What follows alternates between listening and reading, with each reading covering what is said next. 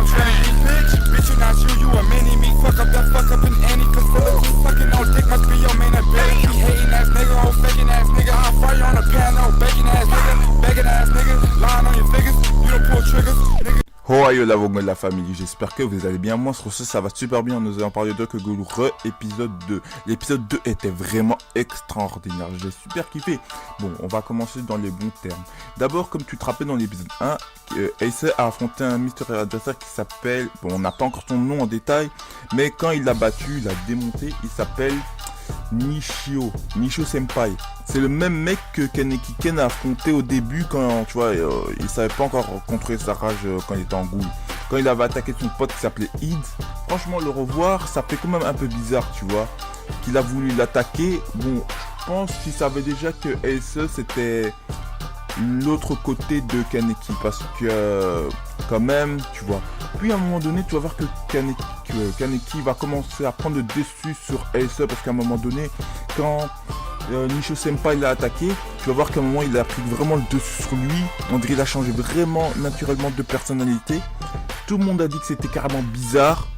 Tu vois, il commençait vraiment, tu vois, à contrôler sa Kagun et sa Klinks en même temps, tu vois, c'était vraiment... il était vraiment hard, tu vois, il était hard. On dirait vraiment qu'il voulait démonter l'adversaire, le tuer, même le décapiter, ce que tu veux.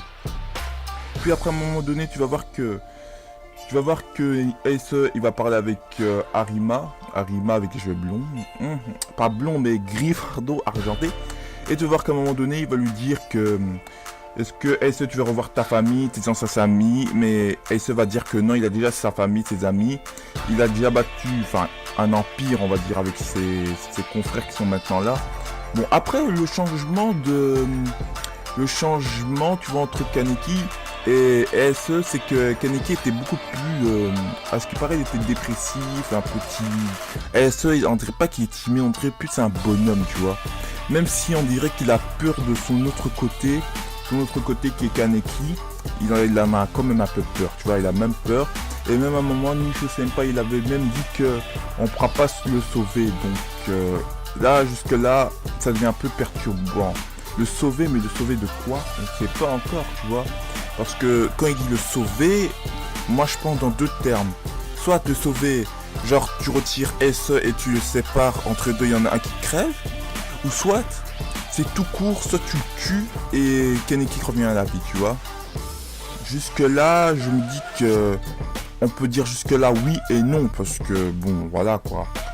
Puis tu vas voir que Ace va aller dans un mystérieux café, oui, le mystérieux café où Kaneki Ken travaillait au début de la saison 1. Donc il va aller dans ce café parce qu'en fait, il allait comme ça par pur mystère. D'abord au début, en fait, il devait chercher une goule qui s'appelle Casse-Noisette parce que en fait, elle casse les noisettes des hommes, des gros pervers. Hein. Voilà, c'est un casse-noisette tout court.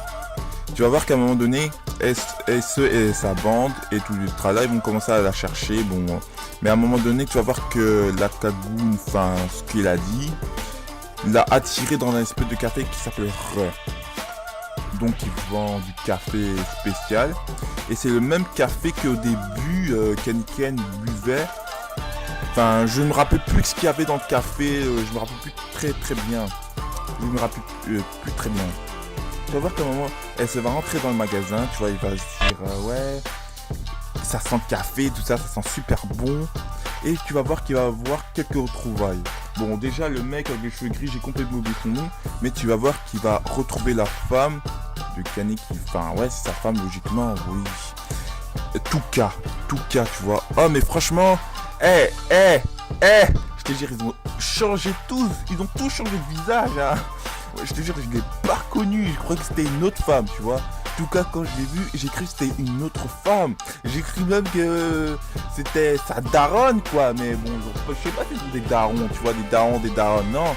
Mais, tu vois, parce que ils ont tellement changé, tu vois, c'est passé vite, tu vois. En une saison, ils ont déjà 25 ans, tu vois, c'est passé extrêmement vite, tu vois. Après, à un moment donné, tu vas voir Ace va regarder Touka droit dans les yeux. Et comme quoi, il va pleurer comme ça, tu vois. Il y a une larme qui coule, tu vois, parce qu'il a reconnu. Soit c'est parce que... Soit c'est... on va dire un peu, bon, j'ai deux façons. Soit, on va dire, c'est un peu comme à la Végéto, tu vois, dans Dragon Ball. Genre, il a un côté, genre, quand il contrôle sa façon, et l'autre, non. Genre, à un moment donné, peut-être c'était pas Ace qui pleurait, mais peut-être c'est Kaneki qui pleurait parce qu'il avait vu tout cas, peut-être, à travers les yeux de Ace, qui sait.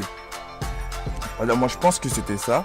À un moment donné, elle était gênée, timide, elle était heureuse de le revoir, même si c'est que Ace et Kaneki c'est la même personne, mais on va dire que Ace ne se rappelle pas vraiment en fait de ce qui s'est peut-être passé avant. Bon, on va dire encore, et je vais encore prendre un autre personnage. Si tu connais Devil May Cry DMC avec Dante, jeune tout court.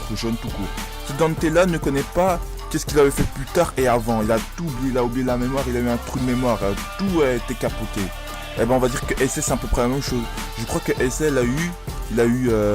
non, Sasaki Ace a eu je sais pas comment il a eu cette double personnalité. Peut-être qu'il a eu un trou de mémoire, peut-être on l'a effacé la mémoire. Tu vois, c'est ça en fait. Peut-être il a eu un trou de mémoire, faut prendre les petites choses, tu vois.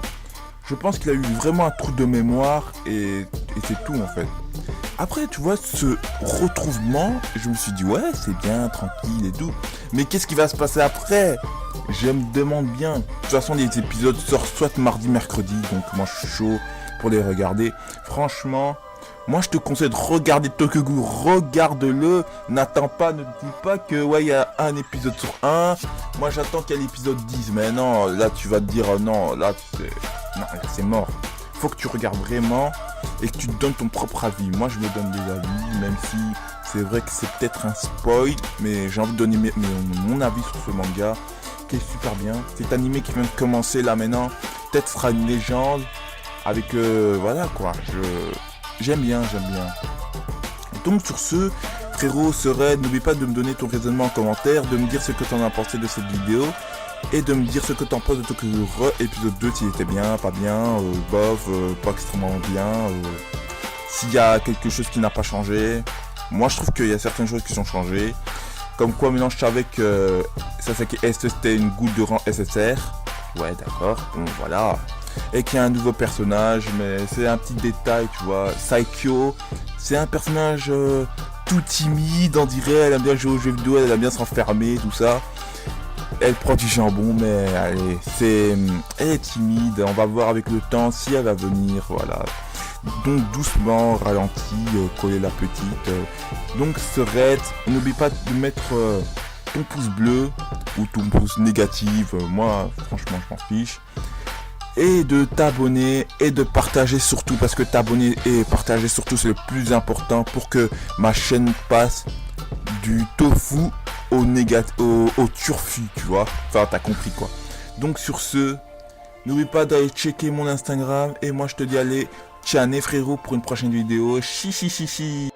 Don't crush, you moving too fast now. More cash, might throw it on her ass now. Butterflies on the whip, that's a nigga dose. On my hoes, super thick and don't keep no legs closed. I got just like a Dito do, Might with the color of Beetlejuice, Peter Pan, Gucci Pan, look at you, Nigga, you ain't, you bitch, you a.